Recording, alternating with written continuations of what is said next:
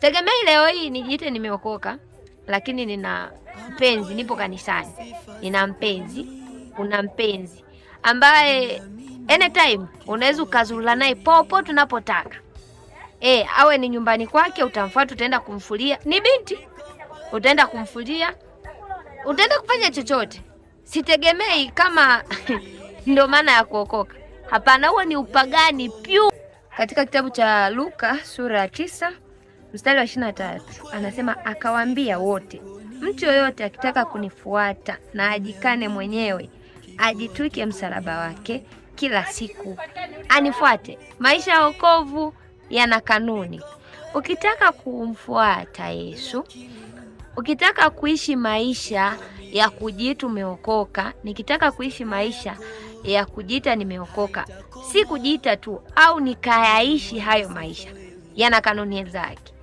Kuna mambo lazima tu nitaachana nayo ambayo si maisha ya mlengo wangu, ambayo nakuwa ninasema kwamba nimeokoka. Hata katika upande mwingine, iwe kwenye dhambi pia kuna kanuni. Mfano kwa sisi ambao tumezinizini sana kama mbwa huku, unakuta kuna mazingira, unakuta kuna steno kuna tafuta, yani kwamba pengine nikiwa na muonekano huu, huyu jamaa anaweza kanielewa zaidi, nikifanya hivi huyu jamaa anaweza kanielewa zaidi. Sasa hapa anasema kwamba ukitaka kumfuata, ukitaka kuwa wa Mungu, nikitaka kuwa wa Mungu, lazima vyote hivyo niachane navyo.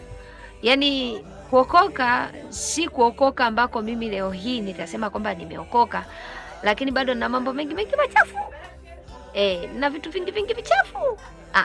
Huko sio kuokoka. Nikitaka kumfuata Yesu, nikitaka niishi maisha ya kutenda mema, yana kanuni zake. Nikitaka kuwa mtu niliyeokoka, ninajiita nimeokoka, nataka kuwa niliyeokoka, maisha hayo yana kanuni zake. Binti, kijana, usikubali nisikubali. Naanzaga na mimi kwanza.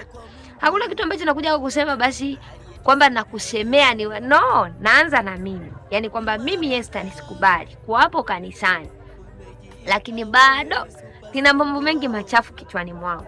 Tuache kichwani. Tuache kichwani. Tuje hapa kwamba nina mambo mengi machafu ninayoyafanya.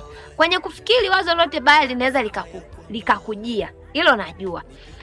Kuna muda tu nakuta anakupiga, lakini namna ya kuyatekeleza na baada ya kupiga unachukua hatua gani? Kwa hiyo tu nikwambie mtu wa Mungu, najiambia hata mimi kwamba hapana. Ukitaka kumfuata Yesu, ukitaka kuishi maisha kama mtu uliyeokoka, kuna kanuni zake, napaswa kuziishi, unapaswa kuziishi. Sitegemei leo hii nijiite nimeokoka, lakini nina mpenzi, nipo kanisani. Nina mpenzi, una mpenzi ambaye anytime unaweza ukazurula naye popo tunapotaka. Awe ni nyumbani kwake, utamfuata, utaenda kumfulia. Ni binti, utaenda kumfulia, utaenda kufanya chochote. Sitegemei kama ndio maana ya kuokoka. Hapana, huo ni upagani pure. Yaani usiwepo kanisani, nikawepo kanisani nikawa najifariji maisha ya staili kama hiyo. Yaani huo ni upagani pure kabisa. Nisiwepo kanisani mimi hapa Esther, nikapo na vitabia vingi vichafu. Mimi naongelea sana swala la kwenye kuzinizini, ni kwa sababu ni maeneo niliyopitia. Unaweza kusema wewe dada, kwa unaongea tu zina ndo mlango mkubwa wa vitu vingi. Yani zina ndo mlango mkubwa wa dhambi nyingi kutokea. Sasa mimi naongelea swala ambalo mimi binafsi liliniburuta sana, na kwa namna Mungu alivyonisaidia, na kwambia kwamba hapana, usijikatie tamaa na kuona kwamba mimi haiwezekani. Mimi nakwambia inawezekana. Ni miongoni mwa mtu ambaye nilikuwa naona kwamba haiwezekani, lakini baada ya kusema kuna hapa Luka 8 mstari wa 23, kitaka kunifuata lazima ujikane. Nijitwike msalaba kila siku. Kuna vitu nivikatae, kuna vitu uvikatae, ambapo si kwamba utakapokuwa unavikataa kwako vitakuwa vina faida. Vina faida ambayo ukivipiga wewe mwenyewe kwa calculation za kawaida, unaona mbona hiki kitu kilikuwa na faida sana, kulikuwa na ulazima gani wa kukiacha? Lakini maisha ya wokovu, ukitaka kuishi ukitaka kuwa mtu uliyeokoka, nikitaka mimi kuwa ni mtu niliyeokoka, kuna vitu lazima niachane navyo. Maisha ya wokovu ni kanuni ambazo natakiwa nizifuate, na kanuni hizo zaidi zipo tu kwa ajili ya kunisaidia mimi.